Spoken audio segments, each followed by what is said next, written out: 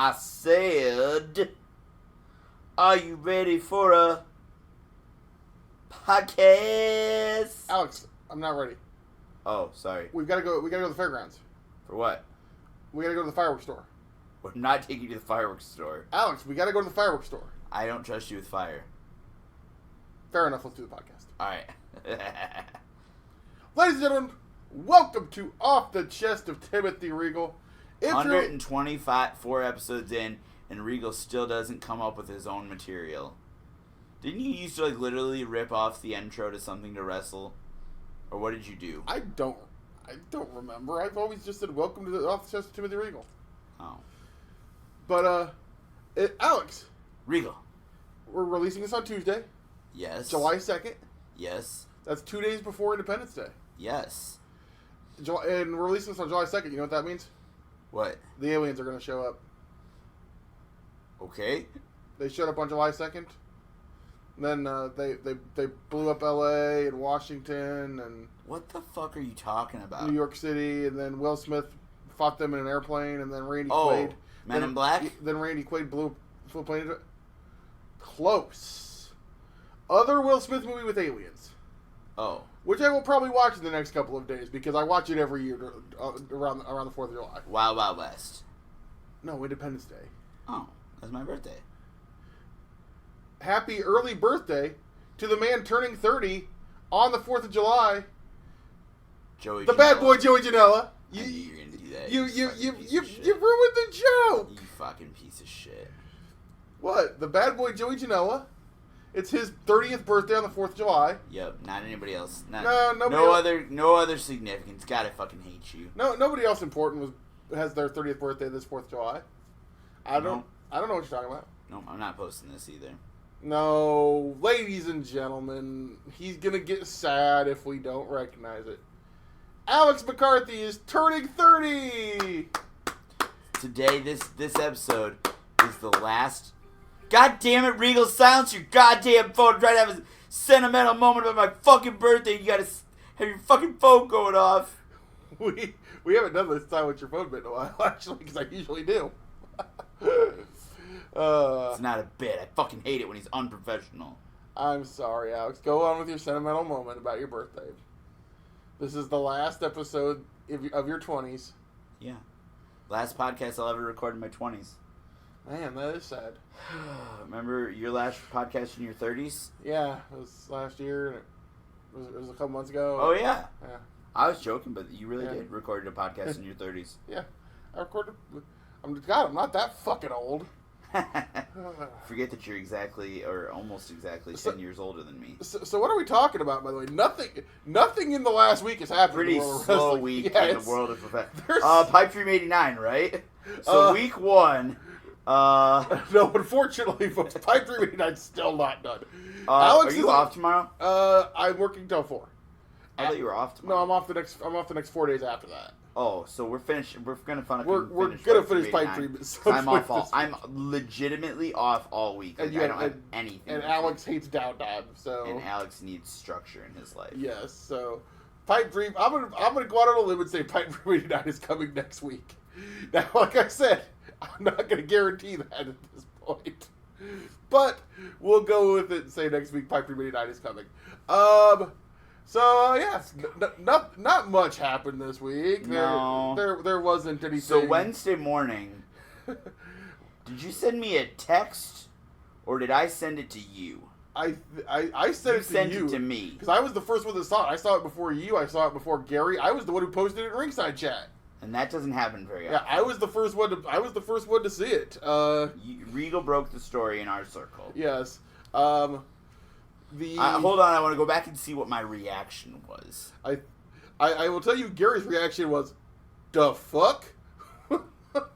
Oh no! Actually, my reaction. I'm going to save my reaction because it's an interesting talking point for the pod. Because I actually I'll tell you what my reaction was. Is this isn't a fucking reputable website? That was my reaction to what you sent me because you sent me the fucking Jimmy Bob's fucking. Justin Barrasso is he the reporter from SI? Yeah. Okay. Yeah. I just saw Justin Barrasso on Twitter. I was like, who the fuck is that? Yeah, he's the wrestling reporter on it for SI. Okay. But my first thing was, I'm going to start fucking fact-checking this thing because I don't believe it. No, SI reported it first, and I caught it. I happened to be on Twitter, and my Twitter just happened to refresh. Yeah. And it was literally about 1 minute old, and it said, Eric Bischoff and Paul Heyman hired by WWE, Heyman to become executive director of Monday Night Raw, and Eric Bischoff to become executive director of SmackDown. And I'm like, wait.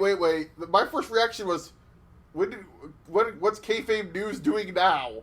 That was my reaction. I'm like, oh crap, this is Sports Illustrated. And then a couple tweets down, it had a tweet from Dave Meltzer saying, huge news story breaking, details in minutes. And I'm like, I'm guessing this is it. And I immediately sent it to you, Gary, Doug Ritter, threw it in the group chat, and then I posted it in Ringside Chat on Facebook, and of course relinked it on my Twitter. And that's like, yeah, if you listen to this and you're on Facebook and you're not in Ringside Chat, shame on you, because it's probably one of the better wrestling groups on Facebook. We do plug it on Pure Regal every episode. Well, obviously, because Gary's the mastermind behind yes. Ringside Chat. And it's not nearly as annoying as Squared Circle Entertainment. Are you still in there? Yes. I don't know why. Why? Because I like punishing myself. You love punishing yourself, dude. It's almost it's to me it's even less annoying than the Pro Wrestling Tees VIP group. Oh, I like Pro Wrestling Tees VIP group. I do to a point, but then you get the hey Ryan. Those are to me it's like it's a rib at this. It's become point. a rib at this point. Poor Ryan Bunkin. There's legitimately a Hey Ryan T-shirt. I would hate to see his DMs on Twitter. Oh God, I can't imagine. It's like he's a millionaire, but at what cost? Because he's got nerd wrestling, anal retentive wrestling fans texting me, I didn't get my shirt in 7 days. It's like, dude, you ordered a shirt during a 30% off sale at in the 4th day. You're not getting your shirt in 7 days. Yeah. Anytime they're doing a sale, which by the way, they are doing 20% off the entire website this weekend. So I'm not gonna get my birthday present on my birthday. No, you're gonna. I got you your birthday present. Oh, you did? Okay. Backyard Wrestling. Oh yeah. Game Changer Wrestling presents Backyard Wrestling. Gee, why didn't you get me a 5X T-shirt or I don't know, something I already had, so then I could just give it to you. Because you got me what you wanted for my birthday. It's a gift for all. I don't want a gift for all. I'm gonna get you something else. Relax. Giving you shit. What did I get you? I got you something good for your birthday, didn't I? Yeah, you did. What did I get you? Rock of Ages tickets. That's right. Yeah, that was good. That was an awesome gift. Probably one of the best gifts I've had in years.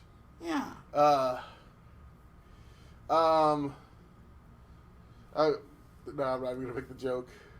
What? I was going to make the joke. The only problem, as Bobby Heenan would say, the only problem is the seats were so high that the people 10 rows below us had nosebleeds. They were the discount teacher tickets. So if that shows you how the arts community feels about teachers. And it's funny because I said in the immortal words of Bobby the Brain Heenan. Because I remember him saying something like that about WrestleMania or something one time where they were at. Oh God! But no, back to we completely just got off. We announced the topic and then we got completely off of it. Mark Storm's. Mark Storm doesn't listen anymore. He doesn't? No. Why not? There's just got too many podcasts and we don't have a format. Oh, did we lose him to Conrad? I think so. God damn it! Well, he also said that he doesn't use his own vehicle for his route much anymore, so he doesn't listen to nearly as many podcasts as he used to. Okay. Yeah. I was like, Conrad Thompson stealing our listenership, man. What a bastard. Yeah. Terrible guy. Hey, in his defense, WWE's stealing all of his employees. Except Tony. They say, you keep Tony, we're okay. They don't want to touch Tony with a 10-foot Except pole. Shivani. Nobody for whatever reason, the fucking WWE wants nothing to do with Tony. Do you think he hit on Steph or something when he worked there the first time? God, I hope not, because Steph would have been like 14. I mean, allegedly didn't stop other people, but... Allegedly. Don't speak ill of the dead. Yes. Allegedly. No, Eric Bischoff and Paul Heyman are now the heads of creative... Executive directors, and this is a legitimate role backstage, as well as they are going to appear on camera. They're rumor. So the advertisement for them to appear on camera was apparently a local ad that. Well, it was. It was apparently it went out by mistake, and they've never. I don't think they ever confirmed or denied. I'll say either way. I'll say I think with as much press as this has gotten, you almost have to have them appear on camera. At least. Yeah. Well, you probably didn't listen to Eric today, did you? I have not finished it. I started it. Eric does confirm at the end of the episode, this deal is so good, he's moving to Connecticut. Which I didn't think he'd ever... I assumed he would never leave Montana. Call it a hunch. I have a feeling he'll probably get a place in Connecticut. I can't imagine did he say he was selling his place in Montana? No, he said he will be living in Connecticut. Yeah. Oh no, he'll keep his place in Montana. Right. That's going to be his vacation home still. And as soon as when that contract is up, when he gets fired. Coming in 6 months on 83 weeks, Eric's return to the WWE. No, if anybody's getting fired first, it's going to be Paul. Excuse me! Ladies and gentlemen, my name is Paul Heyman, and I am now the executive director of Monday Night Raw, sir. Alex McCarthy, may I have a volley, sir? I've never heard Paul Heyman say that. I would like to say that I take this great honor that Vince McMahon has entrusted me to bring Raw back to its former glory. Do you remember SmackDown in 2002? Yes, it was good. I was the creative genius behind the greatest era of SmackDown when it was a far better show than Monday Night Raw, sir. Yeah? It was good. Unfortunately, I cannot reveal any plans as of this time. However, I will address them momentarily. But for now, I must go. I have just gotten a call. It is very important. I will talk to you people later. Paul, when are you getting a new cell phone? What is wrong with my cell phone, sir? It's huge. This is the phone I have been using religiously since 1989, and it still works. It's 30 years old, just like me. Still working just like me. I'm putting a poll on Twitter. Man, Paul just ran out of here. He's a busy man. I'm glad he showed up. But all right, who's leaving first and fired or quit? Eric Bischoff, Paul Heyman, Bruce Pritchard.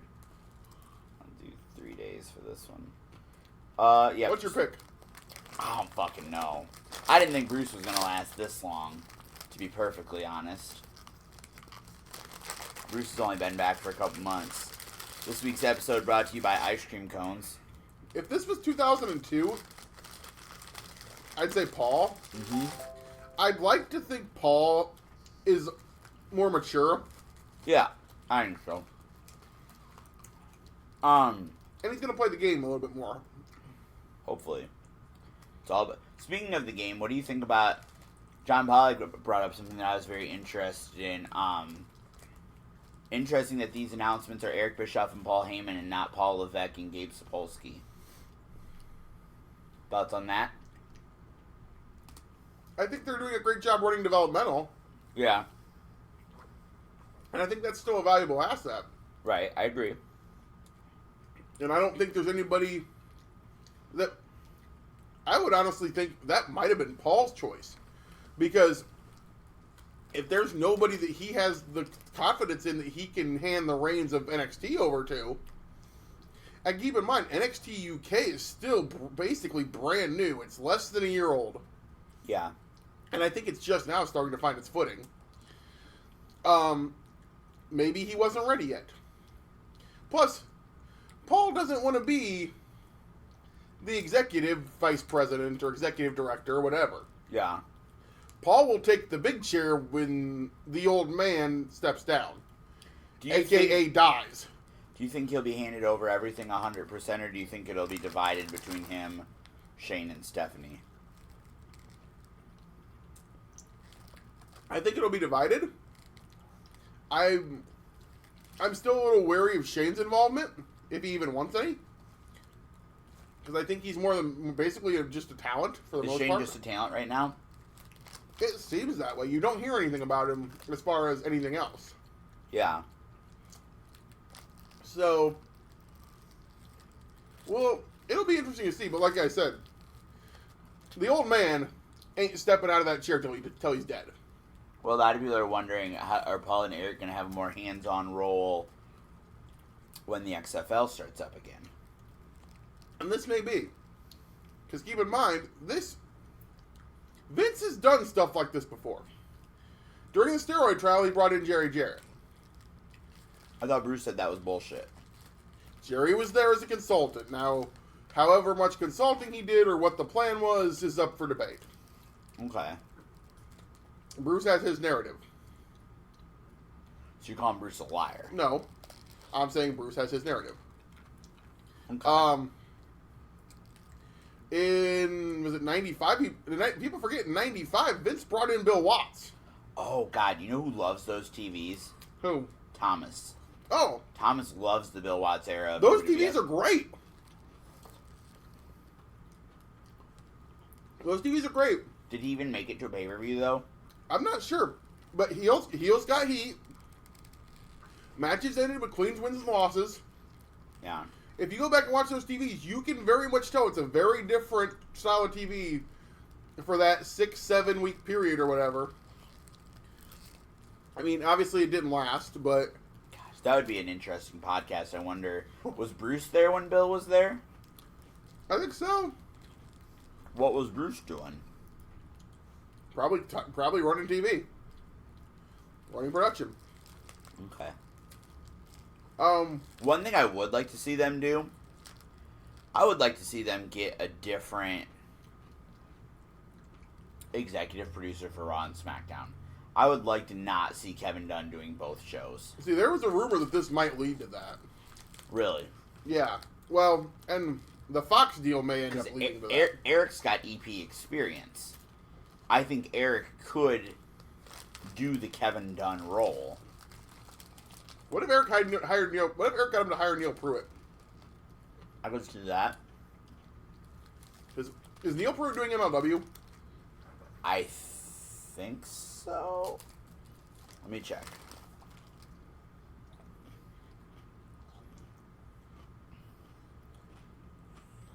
Pruitt. This is very interesting. It is. Because how much control are they really going to have? Right.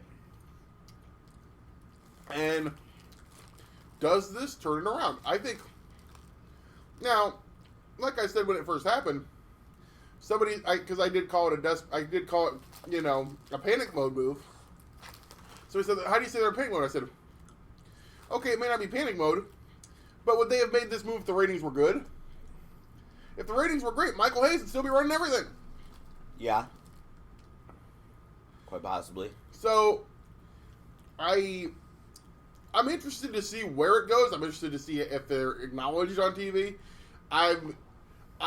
One thing I want, and I think this is something that needs to happen. Number one, I think like the wild card rule, all that. Yeah. I think hurt more than it helped. I think probably. I think bring back make the brands enforce the brands, bring back the brand split and enforce it. Mm-hmm. Make the shows. Figure out what you have to do to make the shows feel different. Yeah. I think that's a different director. If you have a different director, get it. Get a different set. Yeah. Get a different set. Don't use the same set for both shows. Yeah. Because again, when the first brand split happened, and that was initially successful. Yeah. SmackDown had a very different feel from Monday Night Raw. Mm-hmm.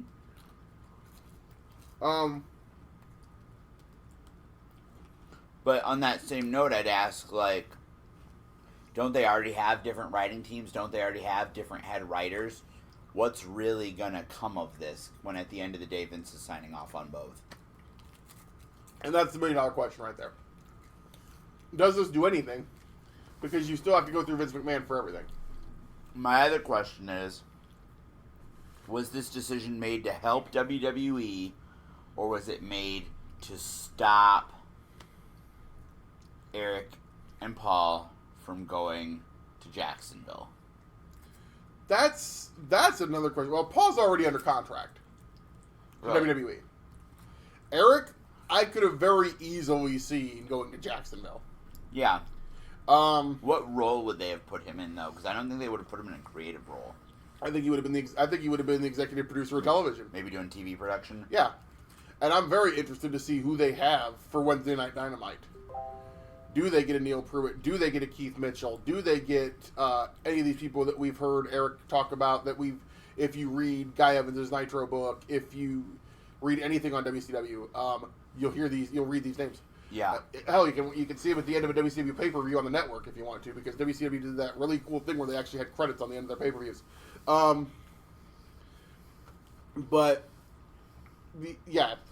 it to stop them from going to Jacksonville? Maybe, but I think more than more, it's we know something is wrong with the way we're doing things. They're going to keep trying. I'm praying to God. I'm guessing it's going to continue tonight. The no wrestling during commercials. I thought that's something I wanted, and then I saw it in practice. I think they're executing it wrong. If you're going to do it that way, you have to either book it so they don't go through a segment, or here's a thought, and I actually don't hate the 2 out of 3 fall thing. Bear in mind, I have not watched a Raw or a SmackDown since the Raw after WrestleMania. But what if you did rounds? I mean, you could. Some of the, I don't think that would work either. I think the fans would be like, what? I get what they were trying to do, but the execution of it was just clunky. Because I actually did watch. I was in a position Monday night where I could watch Raw live, so I did. Because I wanted to see how this execution took place. I thought it was a bit clunky. I didn't watch SmackDown, but it sounds like the execution was still pretty clunky there. I don't think that's the answer. I think, I like what they do with. I don't know why they don't do this with Raw, but on SmackDown they do the split screen. Why can't you do that? I'm thinking that's probably an advertiser thing, isn't it? Probably. I just don't know what you can do as far as the execution goes. And obviously, if they're given creative control and answer directly to Vince, Eric's going to have his ideas of what he wants to do on SmackDown. Paul's going to have his ideas of what he wants to do on Raw. Like I said, make the shows different. That's the one thing I want. I don't even care if the shows are the same. What I want, tell fucking stories. Tell stories. And that's what both of these guys are amazing at. Right. Also, the one thing with Paul, what's the one thing Paul could do better than anybody? Promos. Well, bring out talent strengths. You're missing the 3 words I'm looking for. Get the tables. You got the first one. Paul knew how to get people over. Which, the problem with WWE at the end of the day in 2019, no one is getting over. And I still think that's intentional. Oh, I think that was very much Stephanie McMahon. Nope. It was Vince being butthurt that Brock Lesnar left him 15 years ago. Because think about it. Who was the last person that they let become a megastar? Brock. He was the last person they strapped the rocket to. Brock. And what did he do? Left. Well, Cena. Yeah. Cena, the wheels were already in motion for Cena when Brock left. Though. Yeah, he was already on his way. Batista. But Cena, the last guy that got over and became a megastar was John Cena, and essentially that started. That was over 10 years ago. That was 15 years ago. Yeah. Well, either way.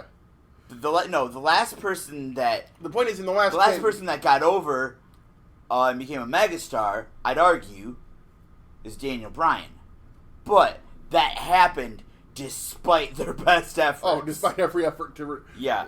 Same thing with CM Punk. The point is CM Punk got over as a megastar too. I know you hate him, but he got over as a megastar despite their best efforts. And the ultimate what if is, what if they don't do the things they do to sabotage Punk? What if they don't make Punk grow to hate the wrestling business, which is why I hate him now? Yes. If CM Punk is still happy and is still in the WWE, a lot of shit that's gone down with CM Punk probably is avoided. If they let... Do you think there would have been something similar to a boom period if Punk if they had let Punk be unreigned? I don't know. That's an interesting one. I don't know if it's a boom period, but I think we're better off. I hate to say it. I love him to death. Seth Rollins is a star by wrestling standards, but he is not a megastar. Who? Seth Rollins? Yeah. He's not a household name. No, he's not. Do you think Roman is? I think Roman is as close as we have, and I think I'll tell you this. What's that? We're gonna really find out in about 2 months. Yeah. When the Fox deal starts? Well, that and he's movie. Also coming off the movie. Yeah. So we'll see. I think. You know who else I think might be? I think this movie could open doors for him. Sure. Do you know who I think might be? And I'm real curious what you think about this. Who? Charlotte? Yeah. I think Charlotte could. I think Charlotte could possibly be a household name. I think Becky could. No, I'm saying like if I asked somebody who doesn't watch, is only peripherally aware of wrestling, if they know who Charlotte Flair is, I think they might say yes. I think because of the last name Flair. Sure. So yeah, I think most people, if they're peripherally around wrestling, know who Seth Rollins is. But I'm not even. Well, you might have to say the guy from the Shield, and then they would say, "Oh, okay." But is he John Cena level? Is he The Rock level? God, is he Stone Cold level? No. No. Nobody is right now. No, nobody is, because they don't let him get over. And I'm hoping, that's the one thing I'm hoping Paul can change. Because Paul knows how to get people over. That's still a Vince decision, though. I think the writers I think most of the people in that creative team probably know how to get people over, too. I think the lack of people getting over in WWE main roster is 100% intentional. Because the whole thing Triple H says, no individual's over, the brand is over. They want the brand to be over. They want WWE to be over. You're not going to see John Cena, you're going to see WWE. You're not going to see Daniel Bryan, you're going to see WWE. You're not going to see Seth Rollins, you're going to see WWE. They want the brand to be over. Well, I've always kind of put that on Stephanie, but, I mean... And see, I still think that's a direct reaction to Brock leaving. Triple H says that, though. I mean, possibly. But like you said, the thing is, I think you hit the nail right on the head. the end of the day, I think it really comes down to how much is Vince going to allow them. Yeah, because at the end of the day, they still report to Vince. Yeah. Now, segueing, speaking of Seth Rollins. What now? Like every week? Well, we didn't talk about it really last week. It was literally happening as we recorded last week.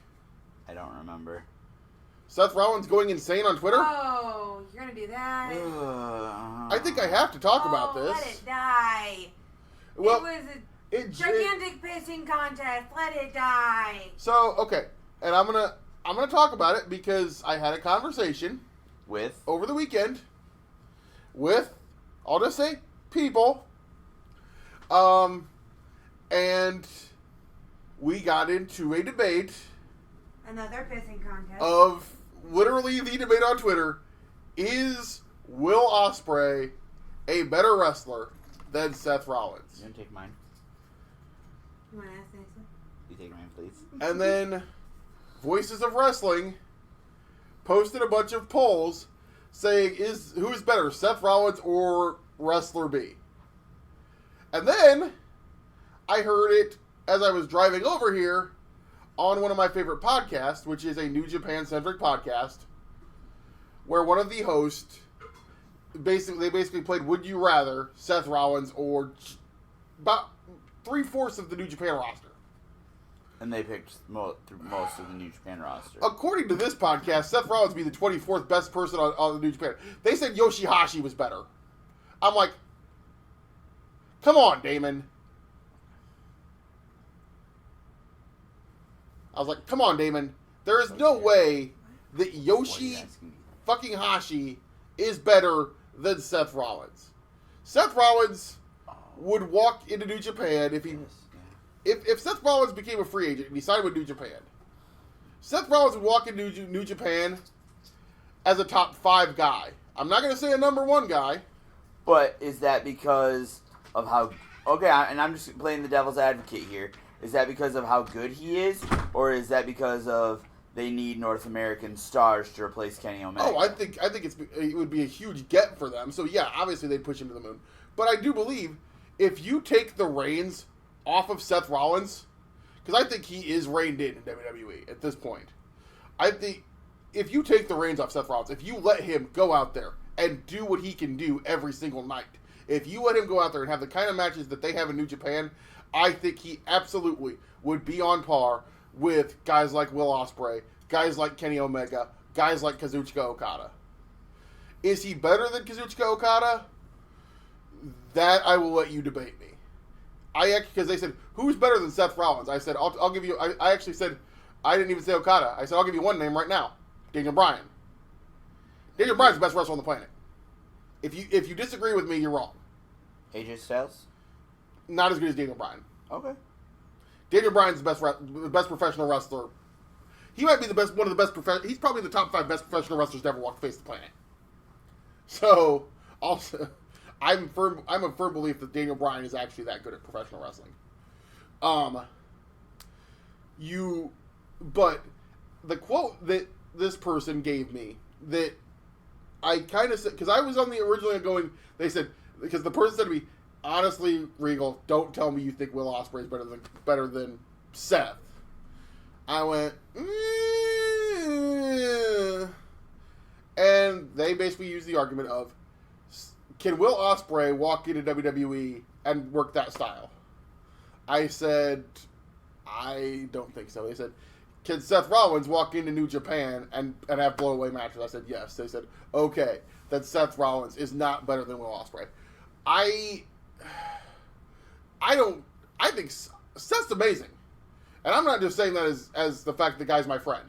I was going to say, you're kind of biased here. I'm saying that Seth Rollins is an amazing professional wrestler. Because he's an amazing professional wrestler. Obviously, WWE and New Japan, the styles are completely different. So you are having a very hard time comparing. If Seth Rollins were in the G1, Seth Rollins would have blowaway matches. There's no doubt about that. Maybe that's what this is all leading to. And God, I wish. I I said, come on, Vince, Harold, let's make money. Let's put Will and Colby in a ring and let's let them do this and see who's better. And the match would be phenomenal. I have no doubt about that. I also believe this whole Twitter thing started because Seth, I think somebody got in his ear at WWE. I think they said, hey, rally the troops, show that we're a united front, be proud of the fact that you're the top star in this company, and make it known. And the problem is, he did it on a day that he went out and had a shit match with Baron Corbin. So he got roasted by some people for that. Sure. I even got the person I was talking to admit that Baron Corbin is getting the wrong kind of heat at this point.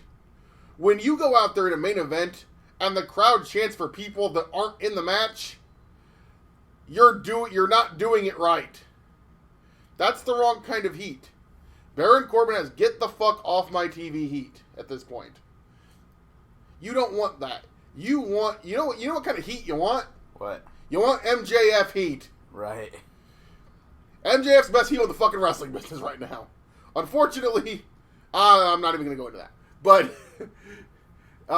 MJF, if you don't believe me, go watch Fyter Fest, which we'll get into here in a minute. We'll get into it in a bit, and watch the goddamn promo. And I'll wait till we talk about that. But goddamn it, that kid is so fucking good. Baron Corbin is the exact. I think Baron Corbin has the potential to be that good. Oh, I don't think they're using him right. Number one, I actually think Baron Corbin's great on the mic. Yeah. I think he cuts good promos. He The does. problem is that gear is shit. It can't be comfortable to work in, which I think is impeding his work. The little bit that he does have. I don't think he's that good of a fucking in-ring worker. He never was on NXT.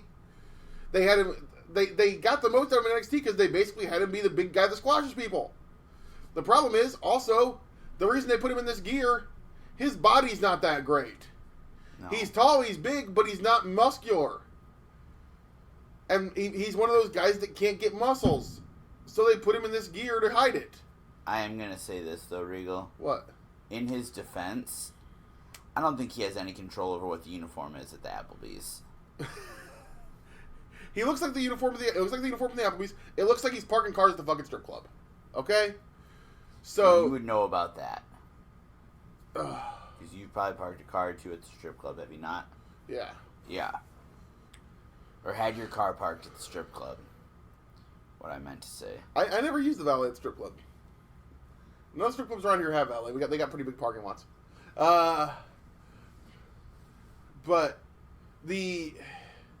so the issue is he went into this. Like I said, I knew Will was probably going to do it, and then he did it. And did we talk about this last week? I don't remember. We started to. Okay, but the thing is, now everybody's going around saying, "Oh, Seth's not as good as this guy. Seth's not as good as that guy." Like Voices of Wrestling, people said Rusev was better than Seth Rollins. Rusev's great. He's not better than Seth Rollins. Yeah. I think that, like, I even tweeted at him. I said, I hate to say this, guys. I said I'm a loyal listener. I listen to the Voices of Wrestling flagship almost pretty much every week. This really shows your company's or your fan base's bias against WWE and against Seth Rollins. What did they reply to that? They did not reply to that. I think there is a level of bias amongst the internet smart marks that they're going to hate on Seth because he's the top guy in WWE. Yeah. Now, are there wrestlers out there that are better in 2019? Yeah. Sure. But if anybody is going to try and sit here and tell me that Seth is bad, come on, guys, you're not there. Right. I mean, he's the WWE champion. He's got the belt. He's at the top of the company. He's got the girl. And he's training the next generation. And Alex, we need to talk about that next generation. Dude, you actually are like good at transitions today. Did you play in these? No, I didn't.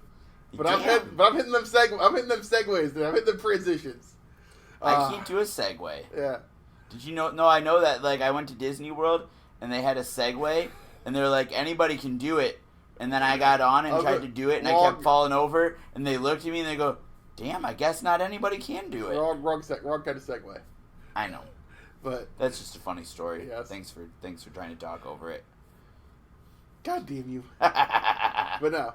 Well, we need to talk about the next generation, Alex. Star Trek?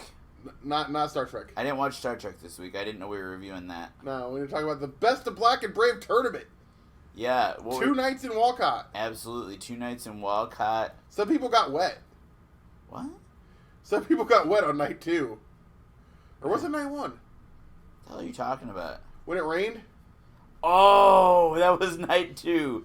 Because I literally thought they were ribbing me. No, I thought when we opened the door and people came in and they were all wet, I'm like, good God, is it that hot in the foyer? It could have been. I've been in that foyer before. It's fucking hot. And they all pack in there. Yeah. I thought they were all covered in sweat. I'm like, oh, this place is going to smell great. But then I realized once the line cleared, I said, oh crap, it's pouring down rain. That's why I didn't know it was pouring down rain either. Because I had these young girls come up to me and they were all soaking wet. I was like, oh, that's cool. They went to the pool before the show. And they were like, can you turn the heat on? And I was like, what? I thought they were ribbing me. I was like, yeah, good one, right? I was like, oh, it'll cool off. You'll cool off pretty soon.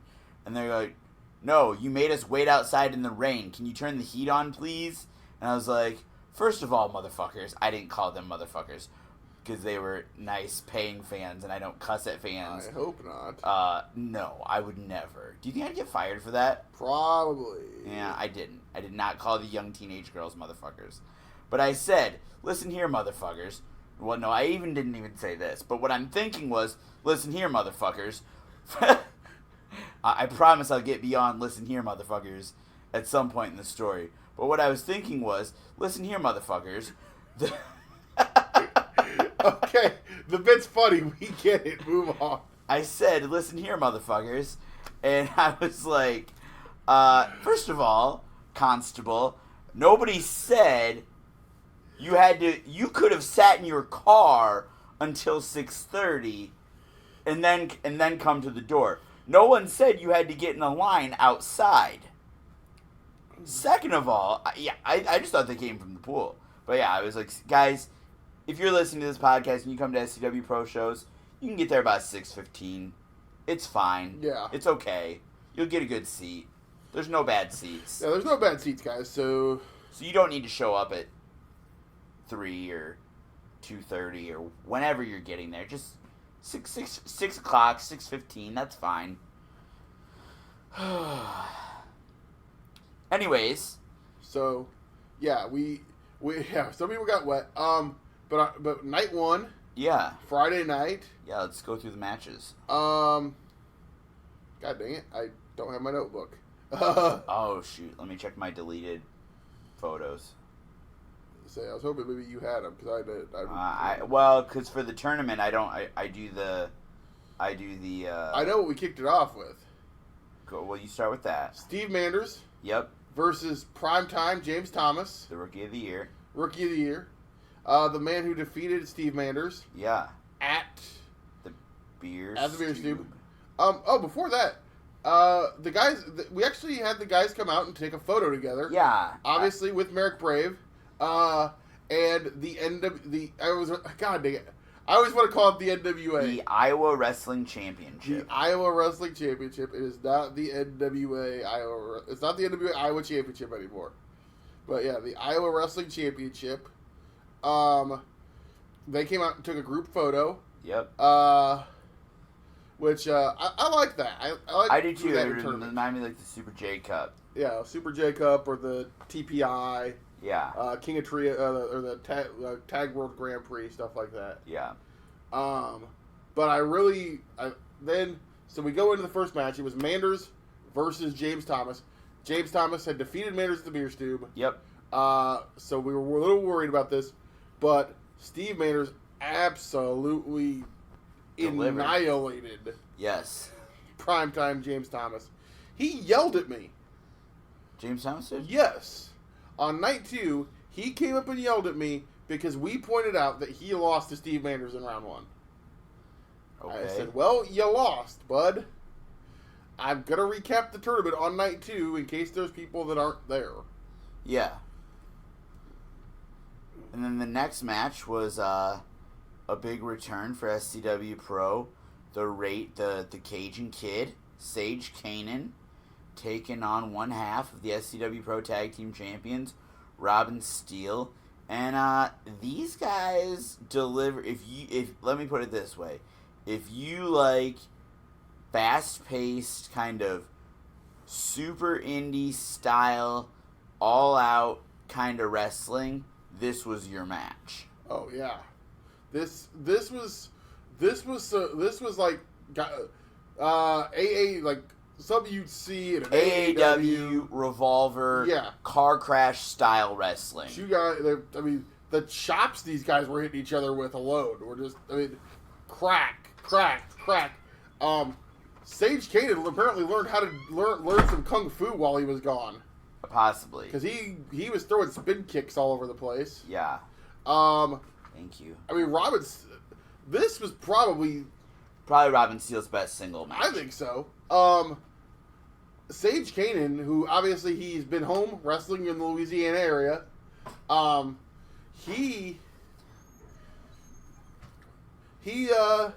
when I saw him walk into the building, I took one look. We kind of looked at we were talking to each other, and I looked at him and I said, dude, when did you get absolutely jacked?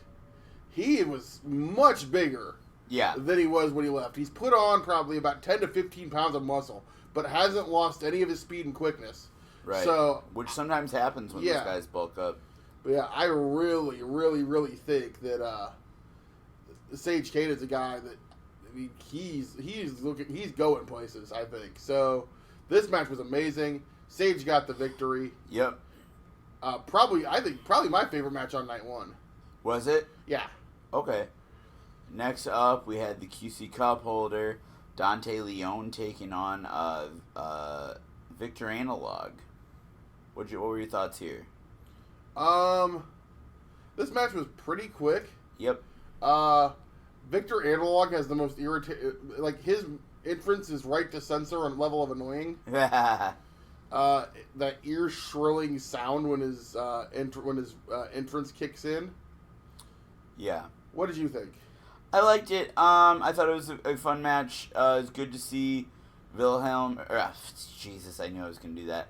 Victor in SCW Pro, formerly known as Wilhelm Amory. And it was... you knew Dante was not going to go out easy in the first round, and I think Victor gave it his best effort, but Dante still picked up the victory. Oh yeah, Dante is again a next level type talent. I think that obviously QC Cup holder, he was looking to get that Iowa Wrestling Championship, so. Like I said, made pretty quick work of Mr. Analog. Mm-hmm. And then the last match before intermission was hold on, let me pull it up here. It was JT Energy versus JT Energy and Jah-C. Yep. Big match Jah, and this was an outstanding match. Oh, I'm sorry, we skipped one. Oh, did we skip one? Yeah, Joe Asa versus Cornboy. Oh yeah, we skipped Joe Asa versus Cornboy. Cornboy was he tried. He did. Cornboy threw a choke slam. He did. He corned up. He hit a choke slam. He also hit a corn dog at one point. He did. Which is a bulldog. Yeah, bulldog. But with corn. It was like I couldn't think of it, and I was like, oh, he hit it with a bulldog, and then I was like thinking a corn dog, and I got a thumbs up from Mark Storm. Good to see the managerial measuring stick in attendance. Yes. But unfortunately, the corn dog was not enough for Cornboy, who came up short against Joe Asa. He ate a chankwa, and Joe Asa was moving on to round 2. Although, honestly, probably one of the best matches of Cornboy's career. Wouldn't you say? Oh, yeah.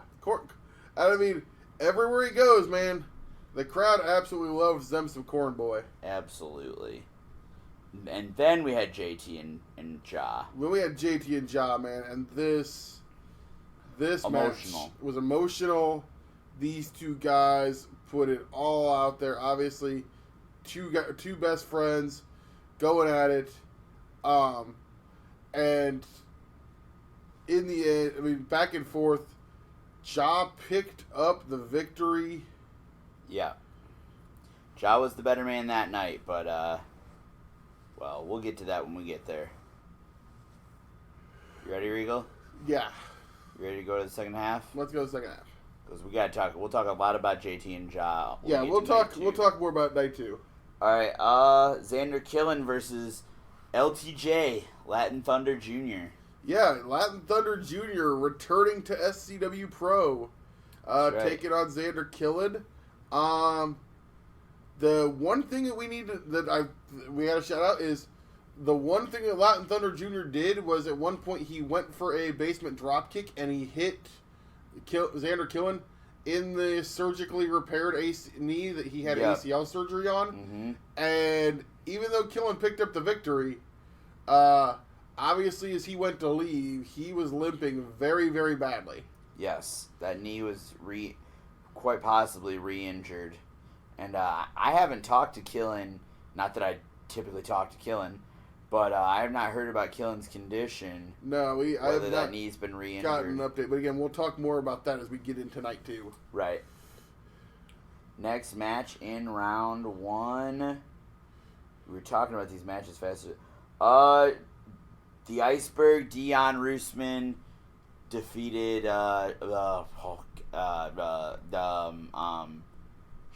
Shane Bender. Shane Bender. Yeah. Yeah. Dion threw this kid around. Yep. A lot. Mm-hmm. And he hit him with a spear. Yep. And he pinned him. Yep. And then Shane Bender was unhappy and he yelled at the crowd and cried. Yep. The end. The end. Until night 2. We'll talk more about Shane Bender in night 2. More to come in night 2. Not the last time we would see Mr. Bender this weekend. Right. Unfortunately. The next match in the first round was Connor Braxton, the reigning best of Black and Brave, taking on entertainment extraordinaire JP Finger. And I'm gonna go ahead and say it, bracket breaker. The bracket buster is what you call it. Bracket buster. This was the bracket buster, folks. I mean, I think Connor may have came in here a little too lightly, or there's some factors. A little overconfident. Right. Obviously, he's got issues with people that were not in this tournament. Yeah. I don't think it helped though. I'm gonna play devil's advocate for Connor here for a second. You had Crotch on commentary, which was probably a distraction because they've had their differences lately. They went head to head in a tag team match at the Beer Stoop the last time we were there. Yes. You had Jared Thumb out there, who gotta call a spade. Jared Thumb did get involved. Yes, he did.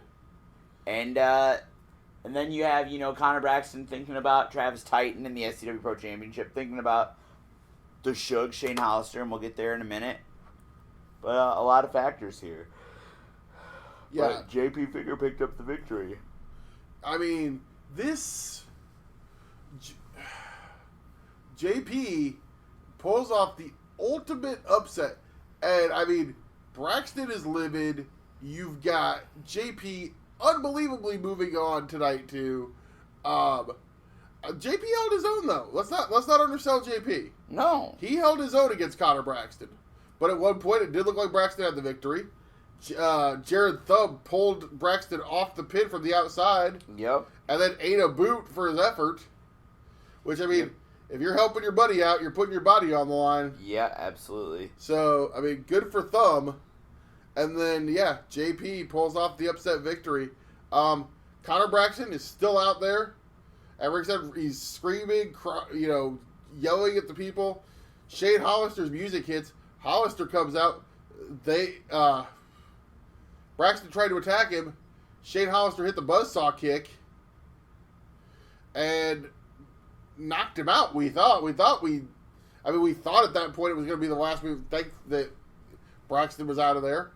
And then Travis Titan came out for the main event, the dream match, Travis Titan versus the Shug. And it lived up and our dreams came true. Oh, yeah. This match absolutely lived up to everything that we had. It was absolutely just great back and forth, brutal shots, excellent submission holds, German. I mean, there were suplexes. These guys are just on another level at certain points, without question. I think if you weren't there on night one, you missed an all-time great match. But of course, it looked once again like the Suge was going to win the SCW Championship. Yep. But nope, Titan pulled it out, got a clean victory. Yes. Over the Suge, beat the Suge 1-2-3 in the middle of the ring. Yep. Suge after the match said, "Hey, I got beat by a better man. Travis Titan's an elite level talent, and the kid's got a bright future." And as Shane was thanking the fans, Connor Braxton ran in from the front door of the building. Yep. And hit the Suge in the back of the head with a big boot. He started to try to beat the Suge down. Thankfully, Titan was still out there, ran back in and made the save.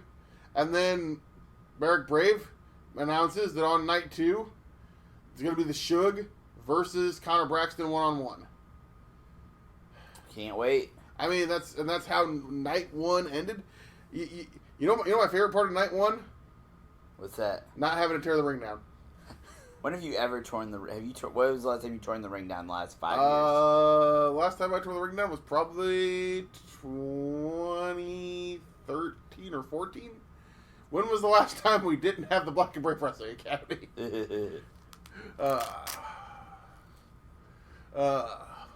Anyways, it's been a while. But it's been a while. We didn't have to tear the building down.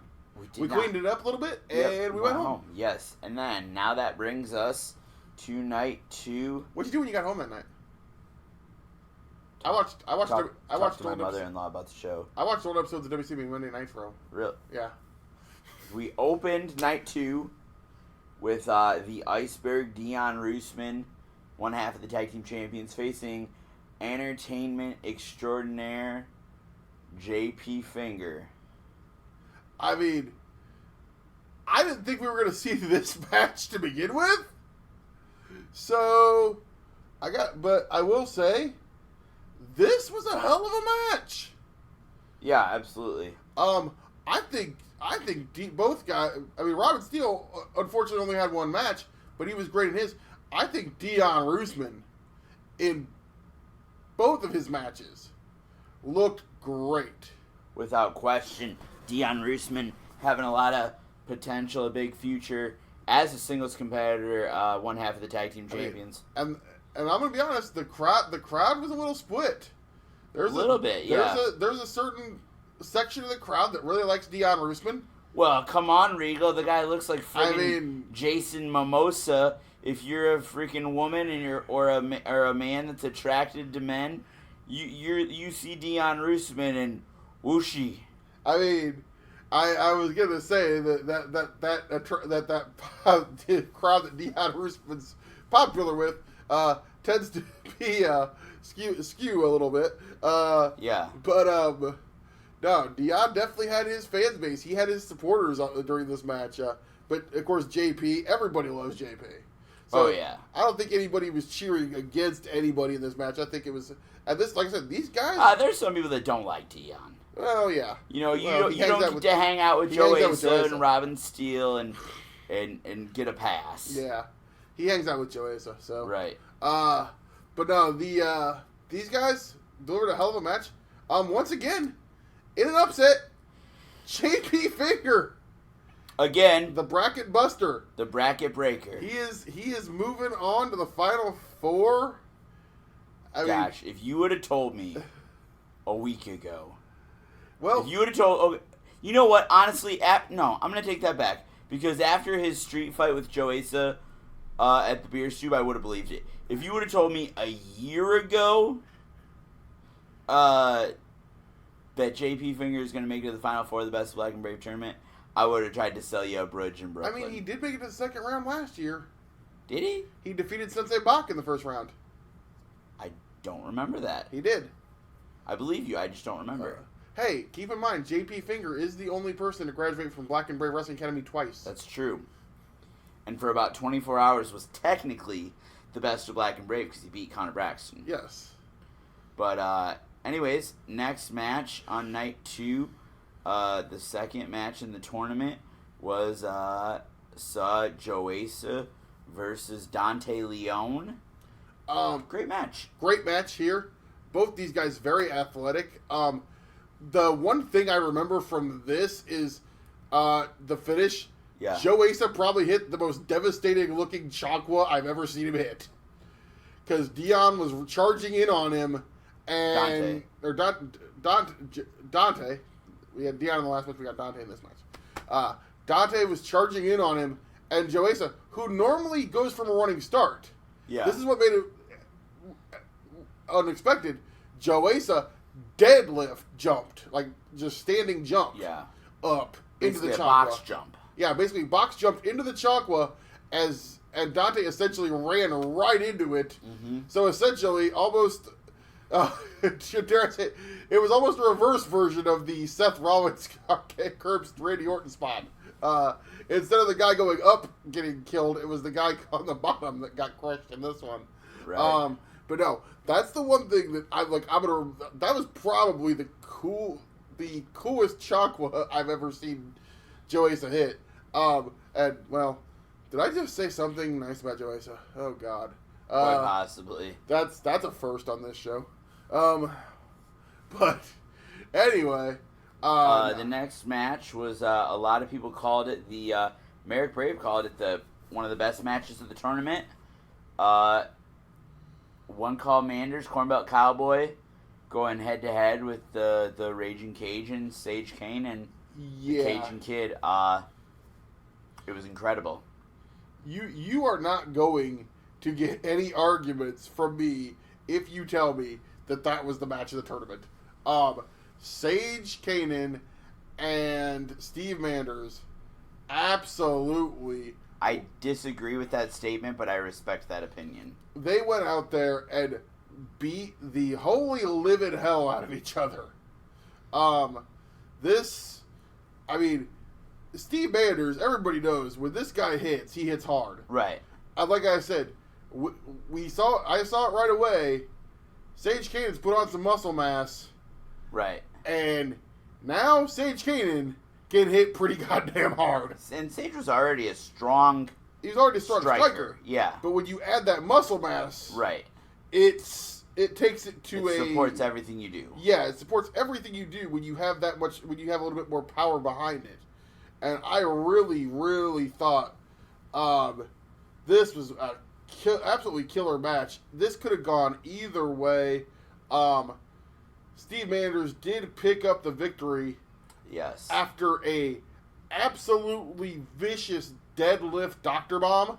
Yeah. But almost seen him use that as a finishing maneuver lately. Yeah. I always say I like it when guys can use more than one move to finish a match. Right. And we saw that a couple times over the course of the weekend. I think he used the Hawk Drop later in the tournament. He used the Hawk Drop. He used the Kinnick Stadium Stampede. He pulled everything out of his repertoire. Yeah. Obviously, we've seen Travis Titan now have about 3 different ways he can finish somebody. Right. So I think and honestly for Titan that was necessary because people were getting smart to the Titan's Cross. Yeah.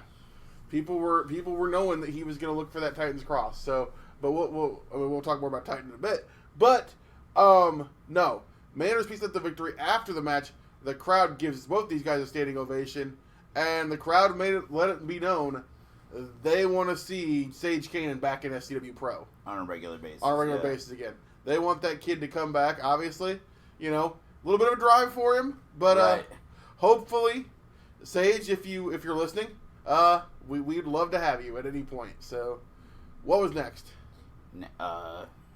Oh, do we have to? Yeah, we got to go there. I don't want to do this.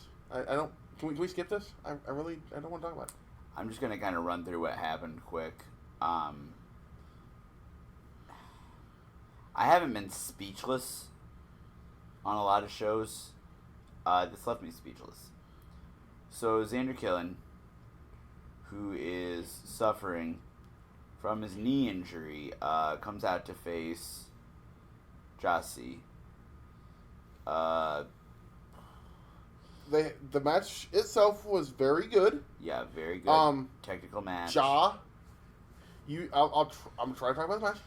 Jah used his amateur wrestling background, his technical wrestling background, grounded on Killen, went to work on the knee, obviously, and I said it, if you're going to go into, especially in a tournament environment, if you have an injury, you're painting a bullseye on your chest. Sure. Or on the body part that's injured.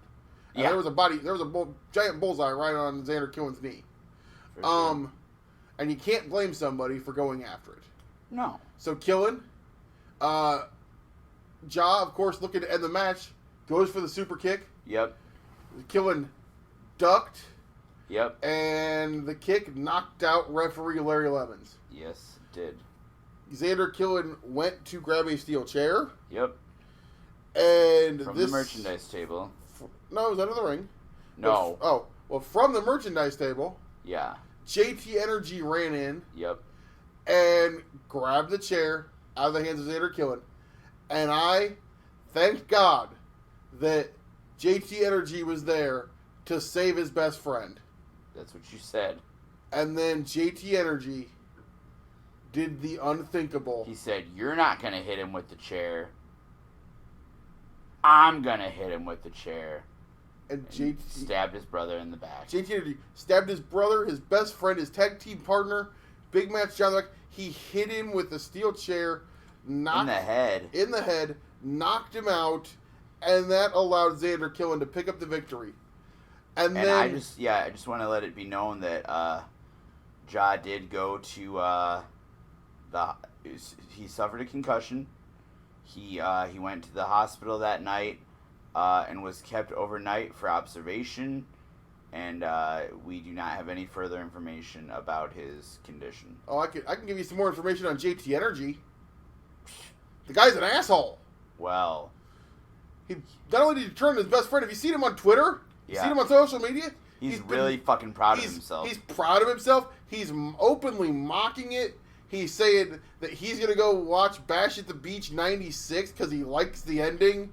I sent him a link and said, hey, you might as well watch this while you're at it. He said, hey, look, it looks kind of familiar. Because I sent him the link to the time that Merrick Brave turned on Tyler Black. Yeah. That match that I was in. Right. That's the real reason you sent it to him. Well. But, I mean, JT, man, what are you... why? Because you lost one match in the Best of Black and Brave tournament? Right. I mean, brother, that's some pettiness. I think there's more to it. There's got to be more to it than that. I mean... It comes down to jealousy. It comes down to, Well, can I speculate? Sure. JT got a concussion at the hands of Robin Steele and Dion Roosman because Jah wasn't there. So you're going to blame Jah for this? No. What he did is inexcusable. Jah wasn't... Maybe he's mad that Jah wasn't there. Maybe he's mad that he ended up in the hospital.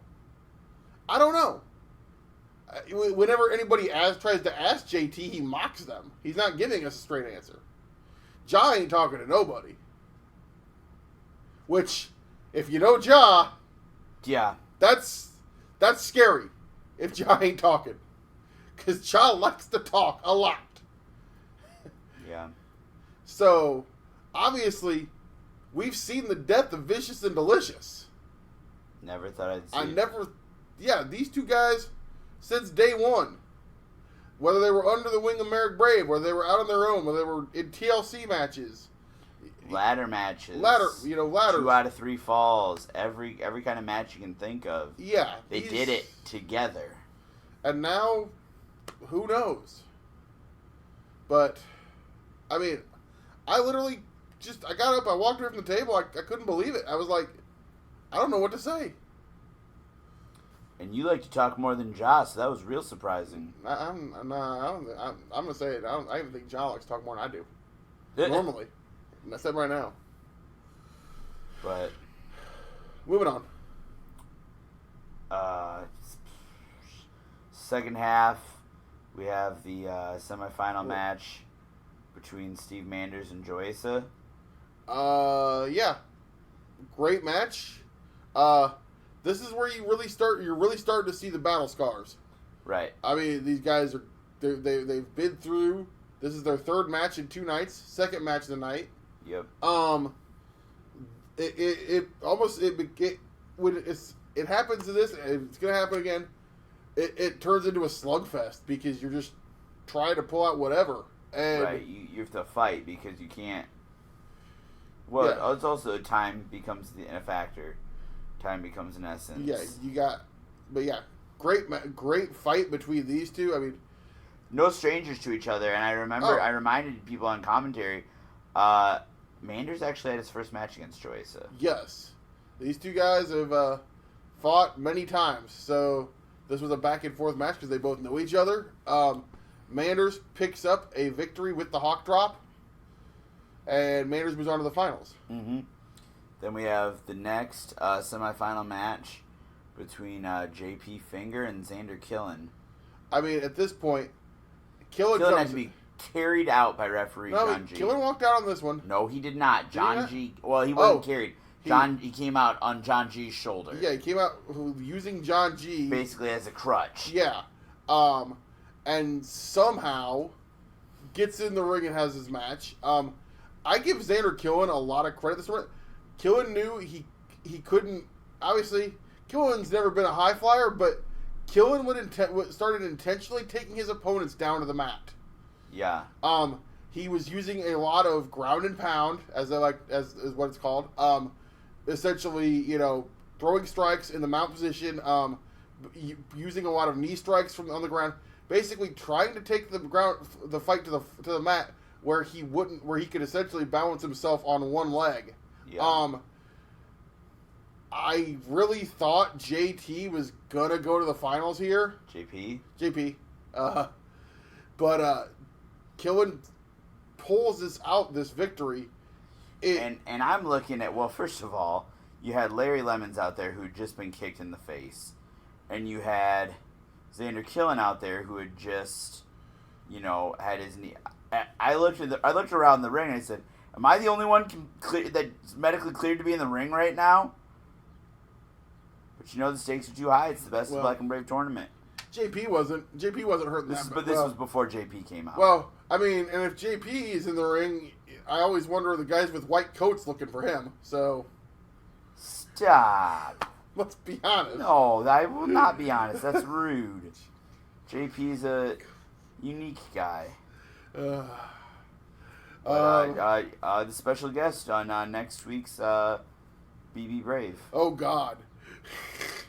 Hold on to your hats on that one, kids. It's a very interesting interview. A lot of stuff I didn't know. He's an interesting individual. Yeah. Again, great interview. Sometimes I think the guys in white coats should be looking, but nah, I think he's a lot smarter than anybody gives him credit for. Maybe it's a mind game. I don't know. It's a new Boston thing. He's definitely. Do you know he's the homecoming king? I mean, he has all his teeth, so I think that's wow. That probably gives him an advantage in New Boston. You ever been there? You're so right. Whole lot of kids missing a whole lot of teeth. That being said, I don't think he has all of his teeth. But no, he's been pro wrestling. Probably got him knocked out. Anyways, so Killen makes it to the finals, and then after that we have an open challenge for the SCW Pro Championship. It is Travis Titan comes to the ring, and the open challenge is answered by Mr. Shane Bender. Shane Bender. Who is being very vocal and loud that he does not like the crowd in Walcott, Iowa. And the crowd in Walcott, Iowa is being very vocal and loud that they do not like him. Yeah. For a kid that used to be one of the fan favorites, this crowd turned on him real fast. See your true colors shining. And they saw your true this was an enjoyable colors, match. And that's why they hate you. This was an enjoyable match. as I enjoyed Travis Titan making quick work of him.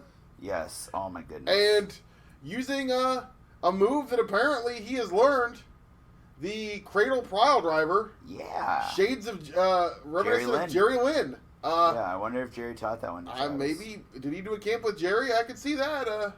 Travis kind of reminds me, Travis definitely. I see the Jerry Lynn. A little bit of Jerry Lynn there. A little bit. So, yeah, Travis pulls out the Cradle Pile Driver for the second time that weekend and absolutely spikes Shane Bender on his head, picks up the 3 count, and after the match, the crowd basically let Shane Bender know that he wasn't welcome back. he got the exact opposite of Sage Kanan.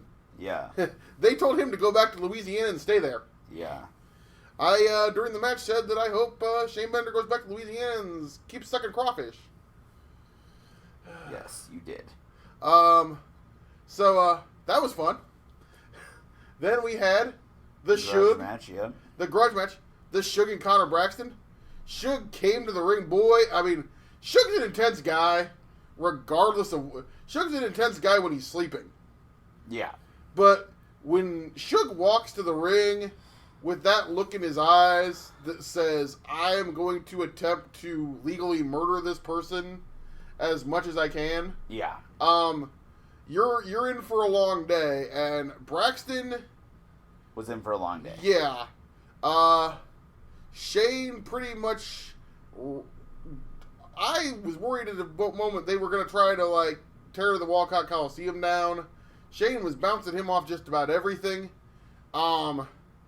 Shane pretty much beat him from pillar to post. And coast to coast. Yeah. And then, Braxton pulled out a chair again. Yep. As he's been known to do lately, and, tried to use it on Mr. Shane. Got a DQ. Merrick Brave told Connor Braxton, No, that's not how we're going to do this. Why don't you get back in the ring and we'll make this match a no DQ match. So, Braxton went back to the ring and then proceeded to... leave like a coward. Yeah, he left. He walked out the front door and... apparently he broke Walcott. Apparently he may have broken Walcott, is what I was told by someone. He what? The emergency sirens went off. So he may have broken Walcott. I don't know. I didn't hear the emergency sirens. Yeah, apparently they did. A friend of mine sent me a Snapchat video. Huh. It actually said, I think Connor Braxton broke Walcott. That's what the video said? Yeah. Anyways, but so... after that... Well, we got to tell people... Yeah. July 27th. Yeah, at the Walcott Coliseum. Yep. For Red, White, and Bruised. Yeah. We're not going to let Connor Braxton walk out the front door. Hell no. It's going to be a Walcott street fight. I don't think that was announced. What was it? Just another match. Oh, well, Regal's speculating. Commissioner Regal. I thought he said it was no DQ. I don't believe that was officially announced. Oh, okay. Nothing was said. There was no stipulation given. It's just another match. We'll see. But yeah, Shane's going to get his hands on Connor Braxton on July 27th. Associate Vice Deputy Assistant to the Commissioner, Timothy Regal, has officially made it a Walcott street fight. Pay no attention to the man behind the curtain. There is no man behind the curtain on this show. Oh, that's right. Tad only works for Black and Brave. Yeah, Tad doesn't work for us.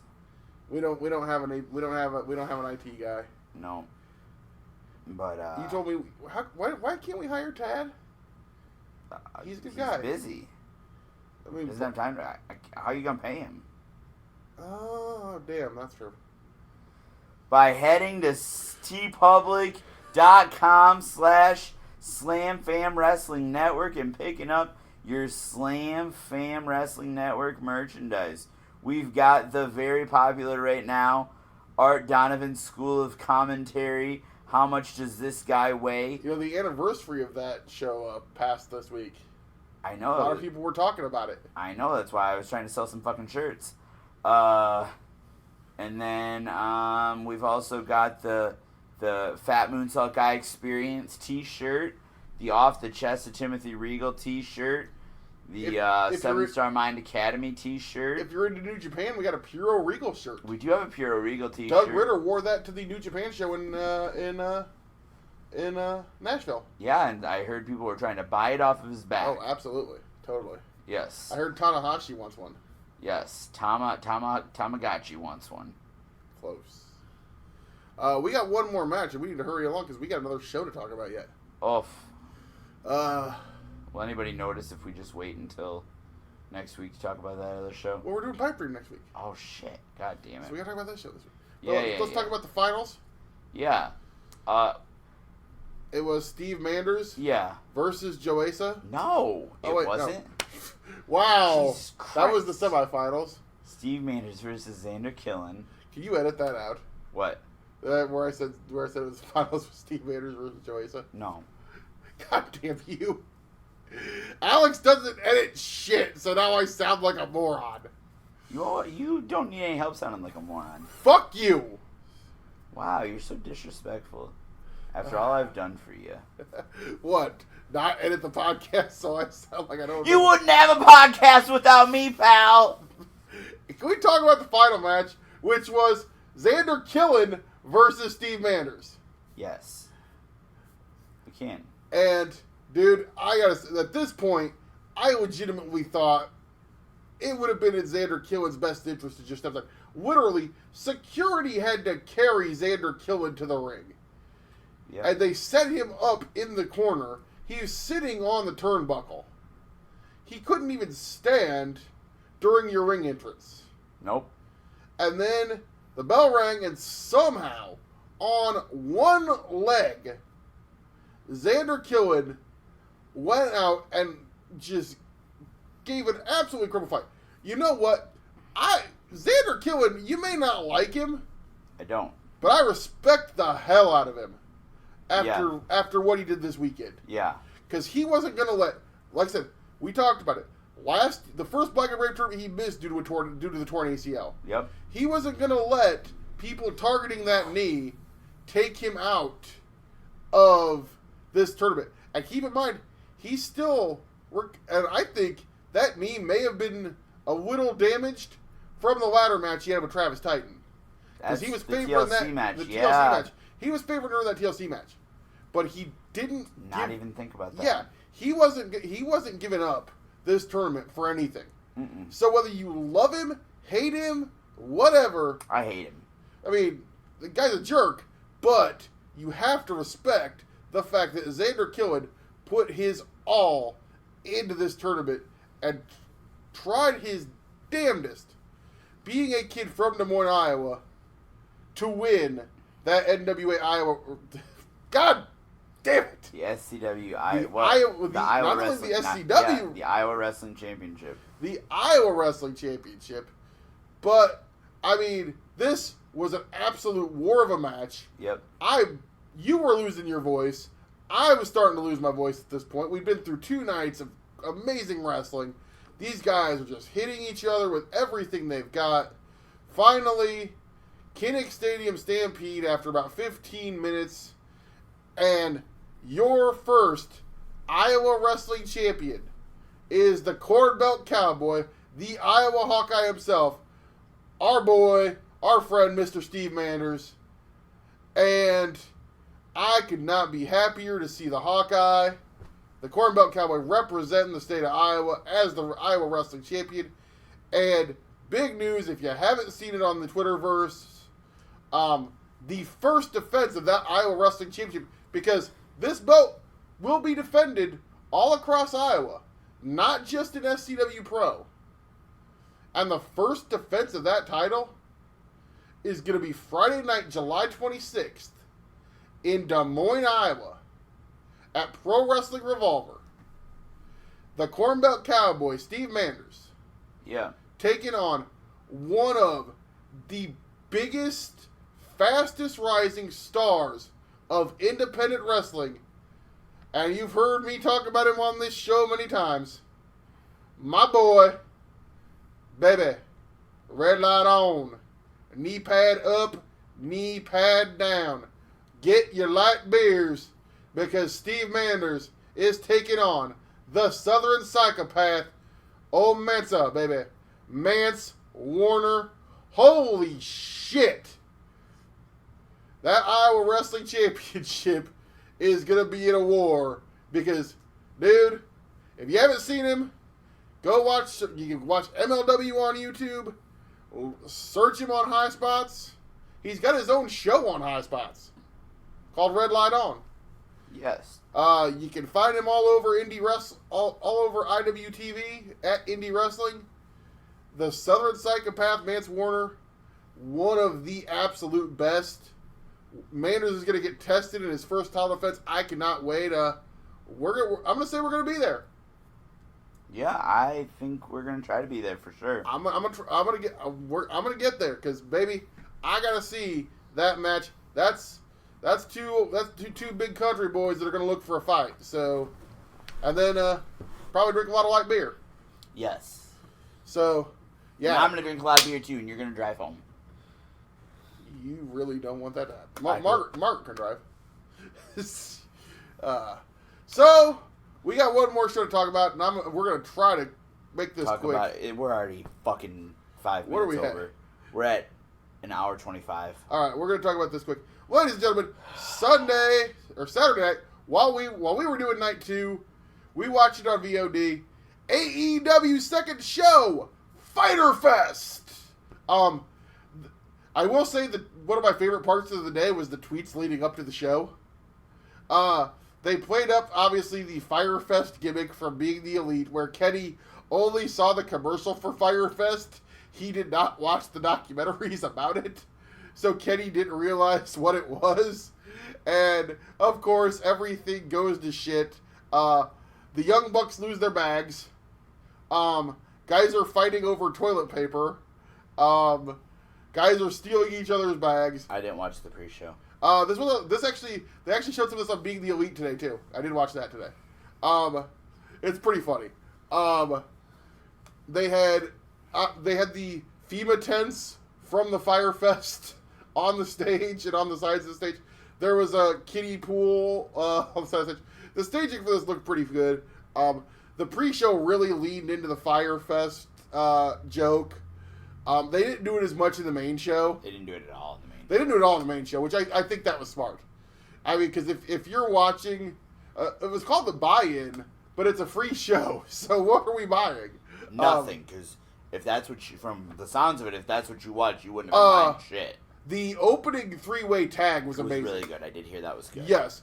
Private Party came off looking like stars, and on this week's Being the Elite, they show the Young Bucks and Cody telling Private Party they are getting full-time deals.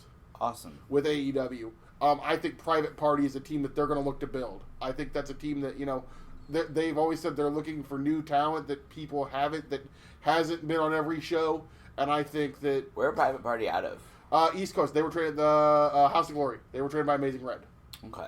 And I've seen some footage on them. I had seen a little bit of footage on them before they got to AEW. You saw that was the first time you saw them on Wrestle Circus, wasn't it? Yeah.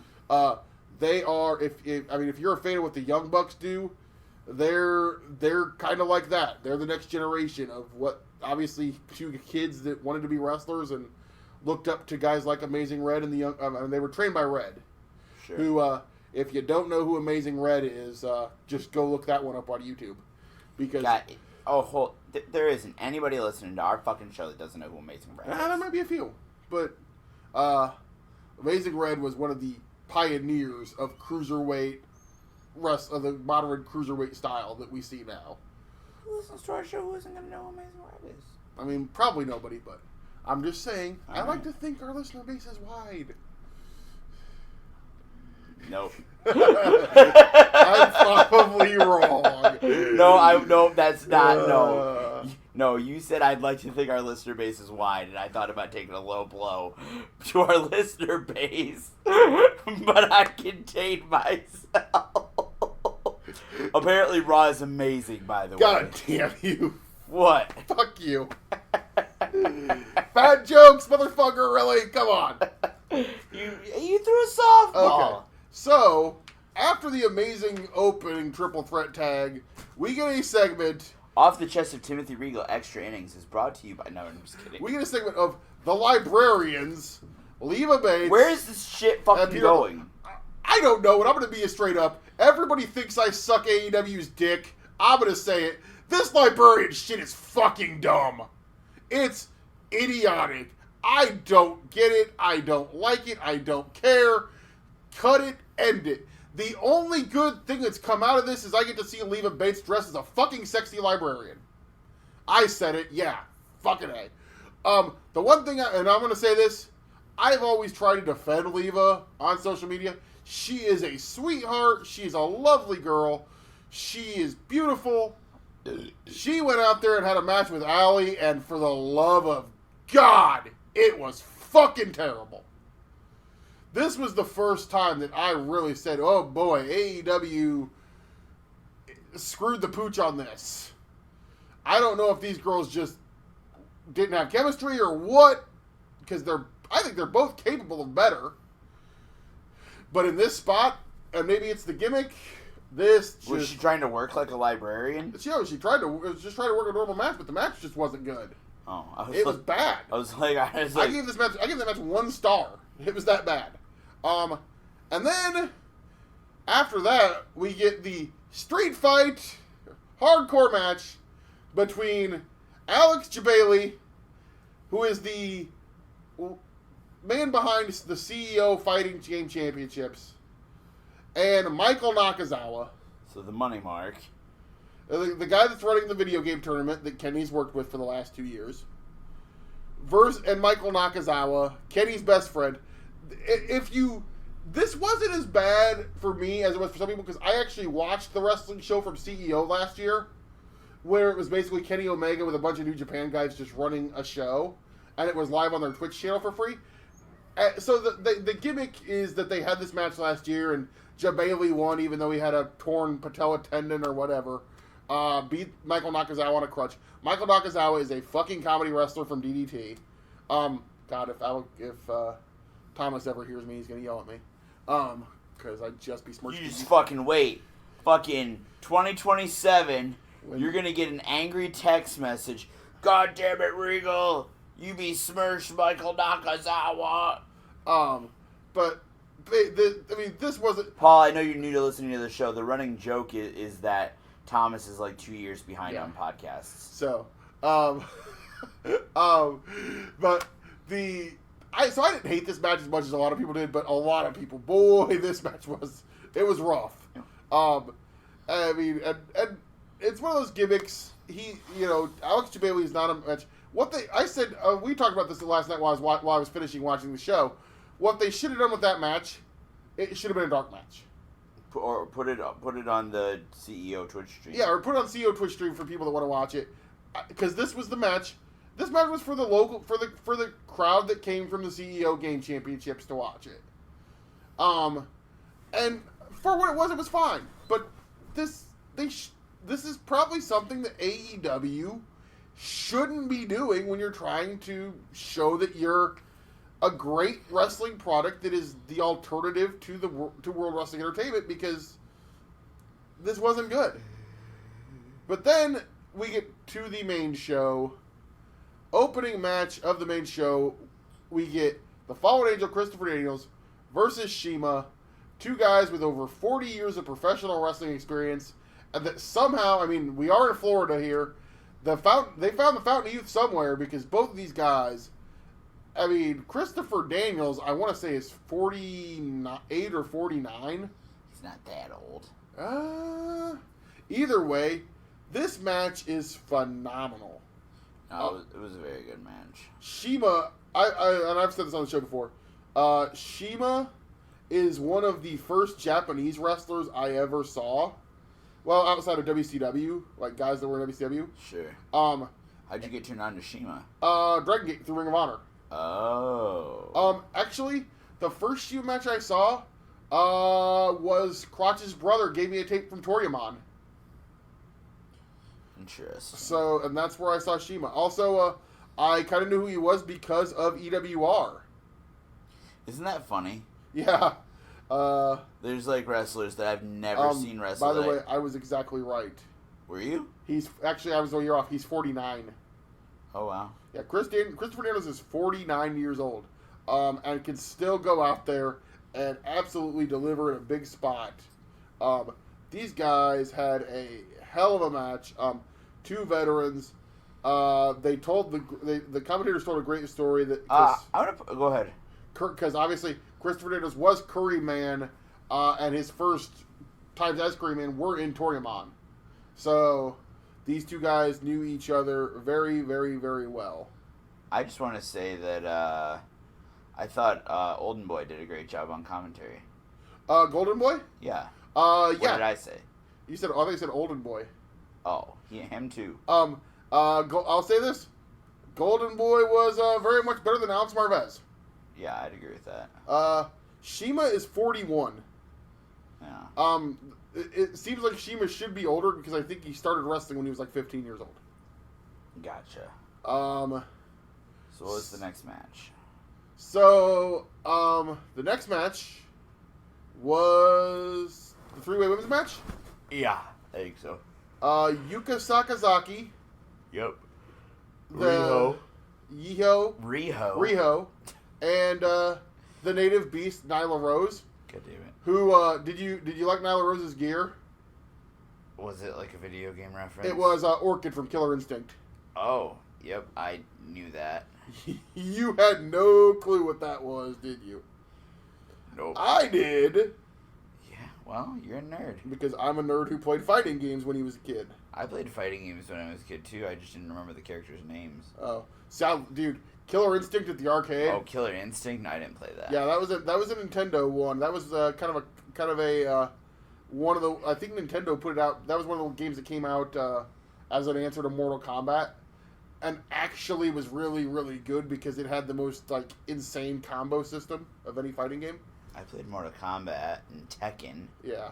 What was this one called? Killer Instinct. Yeah, I never played that. This might have been one of my second or third favorite match of the show. It was very good. I think they definitely showcased Nyla. Yep, which is what they needed. Yeah, which is what they needed to do. This made her look like a beast because she basically threw these two smaller girls around for the entire match. They actually put Riho over, which I like that. Yeah. Because I don't think it hurts Nyla to lose because the way they obviously did it where, the two girls were basically double teaming on her and Riho gets a flash pin. I don't think it hurts Nyla at all. And I think Nyla is an absolute star because she is just awesome to see when she gets her, because she did that crazy hanging over the ropes leg drop she did. Yeah. I'm like, oh, Jesus. She may have killed that little girl. That little girl. These, Yuka Sakazaki, that girl's very small. Yeah. But she's great. I love the energy. Is she the one with, like, the genie pants? Yeah, she's the genie. She's great. And Riho, obviously, is the former intergender tag team partner of Kenny Omega. Yeah, but how many people know that? I mean, I do. You say that like that's an indicator. Thomas Montgomery does. But, moving on. Next match, 4-way, Jimmy Havoc, Jungle Boy, MJF, and the Hangman Adam Page. The highlight of this is the promo by Mr. Maxwell Jacob Friedman. Yes. This kid is the best promo in professional wrestling since Jim Cornette and Ric Flair. He comes out and he says the lines that I remember, that I will always remember, are, "Hey, you guys are video game players. Yeah, way to go, nerds. Hey, you want to know something? You know that mom whose basement you live in? She swallows." And then he goes, "Yeah, I'm actually gonna surprise you guys. I used to love video games. And then I lost my virginity." Yeah, and then I had sex or whatever. And then I lost my virginity. So he does the and then I lost my virginity line, and they cut to this one guy. That poor guy. Who, I hate to say it, looks like the kind of person you would see at a competitive esports fighting game tournament. But you know what, Regal? What? I'm going to say this, and I mean it in the nicest way possible. Wrestling fans aren't much better. If you would have been in the front row, they would have probably cut to me. They would have cut to you. I'm not going to go into that on the show. But that's a separate show that me and Kat never recorded. Thank God. But apparently this guy, somebody showed him the meme. Yeah. On Sunday. Yeah. Apparently he got all kinds of pissy about it. I probably would too. Yeah, apparently he's pissed on social media. I don't blame him. But this match was fine. How would you like to be the butt of a meme? I mean, I'm the butt of a YouTube clip. You're not the butt of nothing. That shit got you more over than you ever had any business being. I'm forever known as the fat fan. I mean, it's what it is. I leaned into it and embraced it. This kid could either lean into it and embrace it, or he could be butthurt and pissy about it. They were making fun of you, though. I mean, I was made fun of on ESPN, but I leaned into it. You were on ESPN? Yes. When? A couple years ago, I was on the show Highly Questionable. And was it Scott Van Pelt? I can't remember who it was making fun of me. So, either way, oh well, I leaned into it. Wrestling's always good fun, man. I mean, you get made, the heel made fun of you. That's what they're supposed to do. That guy's probably not a wrestling fan. I had heels pick on my fat. I've had heels pick on my teeth. Pick on the fact that I'm bald. It's what it is. I'm not the best looking guy in the world.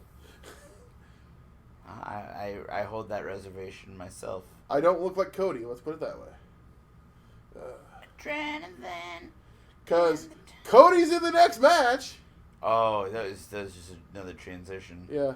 You were doing better earlier. Yeah, I know that one kind of fell flat. Yeah.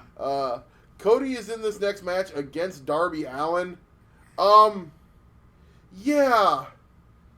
Darby's fucking crazy. Yeah, but we already knew that. Already knew that. But this is the first time I think that there's an audience that probably saw him for the first time. Obviously, without question. And I guarantee you, when they saw that coffin drop onto the apron, and he just eats shit on his spine.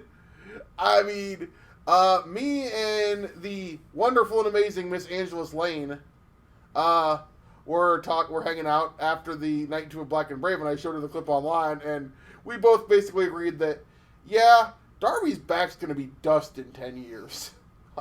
He's probably not going to be able to walk it someday. You just had to put over that Angeles Lane talked to you.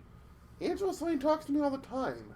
And I know because I have documents of it because you bring it up on the podcast every time. She is a wonderful young lady. I think very highly of. She is a great person.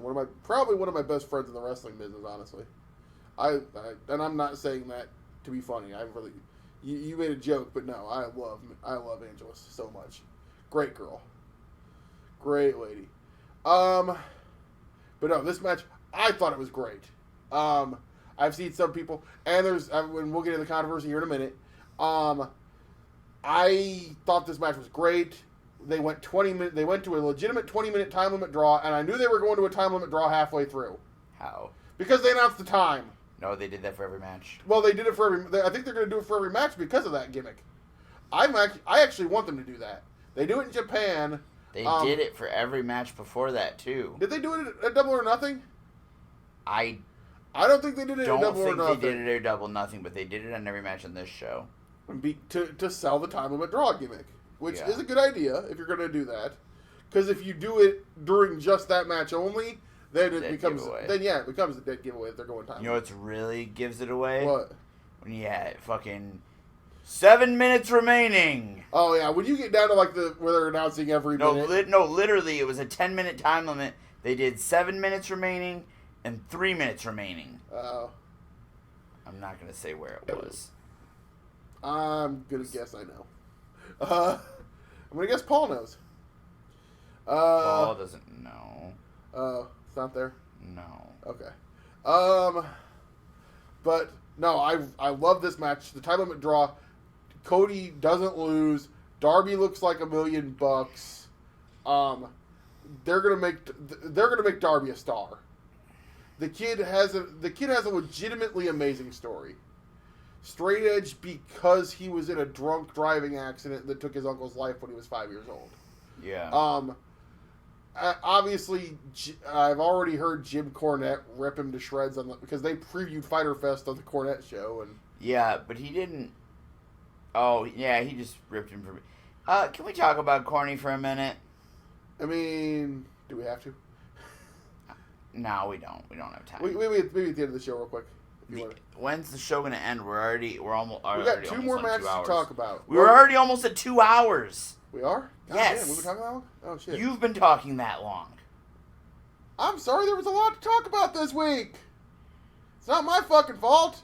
Not my fault that everything in the wrestling business went crazy in the We don't have to talk about everything in immense detail. Yeah, we do. That's what we do. It's a podcast.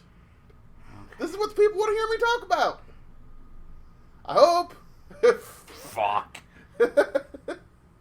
Fuck me. So, after the match, Cody is, of course, cutting a promo, and, or did he cut a promo or not? No, he didn't. But, Sean Spears runs in and whacks Cody in the head with a steel chair. And when I say whacks, I mean fucking annihilates him. Mm-hmm. So apparently, and somebody actually got a still frame, and that it does kind of look like they had already bent the chair. So the chair was supposed to not hit him as hard as it did. The problem is, the wrong part of the chair hit his head first. Yep. And busted the back of Cody's head wide the fuck open. There was literally blood pouring out of the back of Cody's head. Yeah. This made a lot of people cringe. Of course, a lot of controversy online. People saying, well, you obviously never saw Mick Foley in The Rock. No, we did see Mick Foley in The Rock. That's why, and we know what happened to Mick. That's why we don't want to see this shit happen. Cody, I know you're your daddy's son. I know you love it. I know you want to be, you want to bring realism into your stuff. That's great. I also don't want you to end up with a scrambled egg for a brain. Please stop doing crazy shit. Leave that to there are guys in your company that can do crazy shit. Leave it to them. I don't want your brain scrambled because you're the one driving the ship here. He didn't botch the chair shot. No, but don't fucking take a chair shot to the head. Nobody should be taking chair shots to the goddamn head. Right. You get concussed. It's proven. Don't take a fucking chair shot. I mean, it happened, and I'm not going to sit here and say, they should never show it, and blah, blah, blah, and they should apologize, and blah, blah, blah. I mean, shit happens. It was an accident. I think they just thought it was going to be a clean chair shot, and it was going to look cool, and it was going to be fine. Cody apparently did not get a concussion, is what he said. Right. He literally had the doctor staple his head up, and he went and put his headset on and produced the show. Really? So, yeah, he actually took a picture. So after that, we get the 6-man tag, the Elite, the Elite Fighters, Kenny Omega. See, now this podcast is going to hit 2 hours because you got to think of something cute to say. They have that shirt on Pro Wrestling Tees. Kenny Omega, Matt and Nick Jackson. Matt and Nick dressed as Ryu and Ken. A guy that I thought was legitimately a fan jumps the railing. And then Kenny comes out, the lights go out, and Kenny's standing there dressed as Fei Long, and he laid out the fan. This guy was a plant, it's on being the Elite. I'm like, oh shit, a fan jumped the guardrail. And I tried to tell you it was a work. No, it was you a didn't work. Believe me. But they taken on the Lucha Brothers and Laredo Kid. Hold the fuck up. What? I told you it was a work. Yes, and you argued with me, and now you're telling me that it's a work like you're telling me for the first time. I just watched Beating the Elite. No, but I told you from the second I saw it that it was a work. Because you'd already seen it. Yeah, but I could... How did you know it was work? I could tell. Okay, if you say you can tell... I saw the guy jump the guardrail, so I thought maybe a fan jumped the guardrail.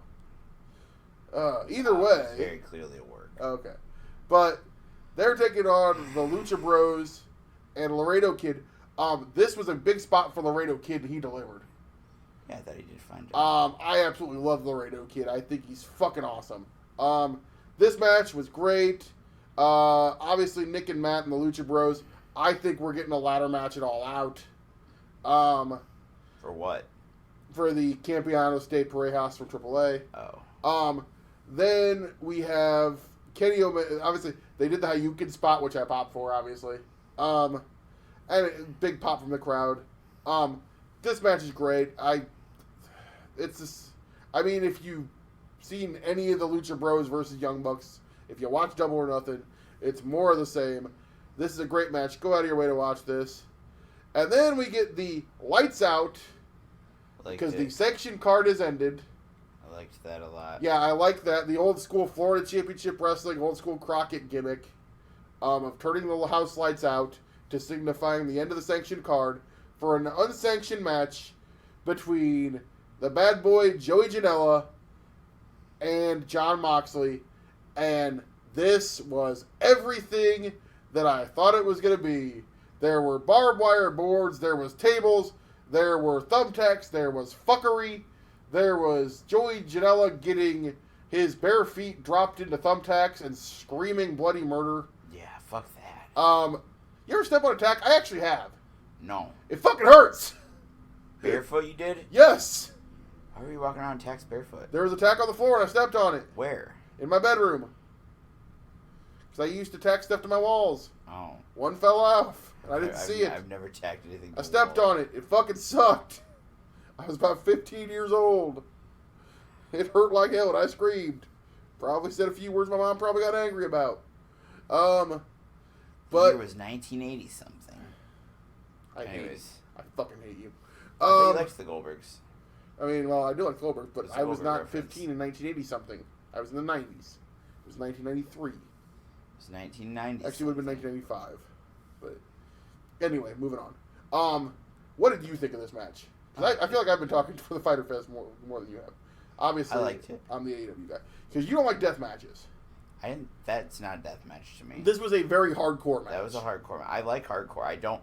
To me, like death match to me is like barbed wire, light tubes, Well, there was excessive barbed wire. blood. I'm sorry, not barbed wire. Like light tubes, weed whackers is what I meant to say. Yeah. Weed whackers, excessive blood. That's the kind of stuff I don't like. I mean, they did hardcore stuff, but there was some blood. There was a little blood, but there wasn't. I don't mind a little blood. I don't like when they're basically like painted fucking red. Yeah. No, I thought this was great. It gets Moxley over. Janela doesn't get hurt in the loss here because he's wrestling Moxley. It gets Moxley over as the monster. And then we get Kenny Omega for the run-in, who runs down the ramp and hits a... I swear to God, this guy's knee can kill people. I'm worried this guy's going to kill somebody with a knee one day. Moxley takes a full-on running down the entrance ramp V-trigger, which Laredo Kid took a V-trigger in the six-man that I thought was Jesus Lord. And Kenny gets revenge. He completely destroys Moxley. Drags him up onto the stage where Blink-182 was supposed to play. Did you see Mark Hoppus for Blink-182 actually tweeted at Kenny? Yeah, I think I heard Yeah, that. so I popped for that Blink-182, the Blink-182 joke, because they got Mark involved. And he proceeds to drum on Moxley's head with drumsticks, throws him into the pool, just beats him, holy hell, leaves him laying. So essentially, as far as attacks, we are now 1-1. Moxley will not be on Fight for the Fallen as he is in the G1 Climax tournament. So the next time we will see Jon Moxley and Kenny Omega is at All Out on August 31st. Nice. Kenny is heading toward one of my biggest dream matches of all time, I think. He's taking on Shima in what will be an absolutely amazing match. I'm assuming that will be the co-main event. I think this is the one time where Cody actually main events a show for AEW. At Fight for the Fallen. What? Fight for the Fallen, I think Cody actually main events. So Against Shawn Spears? no, that's gonna be All Out. Oh, sorry, yeah. Fight for the Fallen is Cody and Dustin versus the Bucks. Yeah. hasn't been officially announced, but I'm assuming we're getting Shawn Spears versus Cody at All Out. Right. Because obviously, or they just fucking fire him. I mean, you could, but that's not what you do in wrestling. This to me is Cody's gonna say, I'm gonna make Shawn Spears the star he should have been. That WWE never made him. Yeah. Obviously, we are over 2 hours. Sorry for the long show. Oh, no, we're not. I mean, there was a lot. You want me to filibuster a little bit? There was a lot to talk about. You want me to filibuster so we hit 2 hours? Oh, are we not at 2 hours? I thought you said we weren't 2 hours. No, we're at 1:55. What were you going to say about Cornette? Oh, just that I think with Cornette, like, my feeling is I think Cornette has a lot to offer the business. And I think when Cornette's reaction to shit is, this guy did something I didn't like once, so he should leave the business forever and leave it to people who do things my way. I think that makes it real hard to take his opinion as constructive criticism, which it could be if he presented his criticism as constructive criticism, instead of just presenting it as, you did this wrong, you're killing the business I love, I fucking hate you, go die. Yeah. People would probably be more inclined to take him seriously and maybe treat him with a little bit more respect instead of old man yells at birds or clouds, whatever. I've said this many times. I actually love listening to Corny's show. I think he's funny.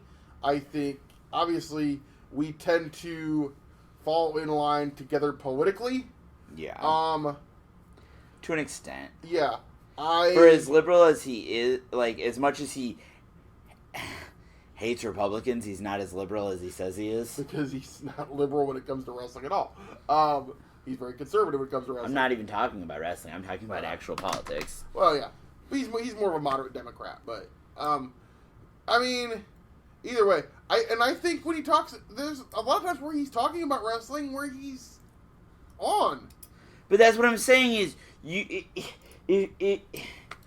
the stuff that he does. If you don't present yourself as an ally to modern wrestling, as someone who wants modern wrestling to be better, you can't. People aren't going to listen to you because what you're presenting it as, I hate modern wrestling, I think it's garbage, you need to do things the way we were doing it 30 years ago, and that's the only option, and if you don't agree with doing things 100% the way we did 30 years ago, you're trying to besmirch the business I love, and you're taking food off of the table from the real wrestlers who deserve to be there more than you do in your fucking clown outlaw mud show. And that's how he presents his opinion. So that's not constructive. That's not fucking constructive. He's working for the one company that presents the closest thing to what he wants that he can get. Sure. MLW essentially is Memphis wrestling updated for a modern style. The presentation of MLW Fusion is Memphis wrestling. Short promos, matches, clean winners, heels get heat. Everything about MLW is old school Memphis style booking. Right, but that's not for everybody. I mean, and I think if we went to Cornette and had our wrestling as a buffet conversation, he would say, fuck you, you're wrong, you don't understand this fucking business, you're too stupid, you work on outlaw mud shows, and there's only one way to do wrestling right, and if you don't agree with that, get the fuck out of my business and go to the goddamn circus. Thank you, fuck you, bye. Right, that's what he would say. But that's why I'm saying it's like, and there was stuff I said that he said that I agreed with. I agree with him sometimes. And I was like, I see your point. I agree with you. But when you are so abrasive and this is what he's gatekeeping. You know what we talk about, like the gatekeepers stay out of my wrestling.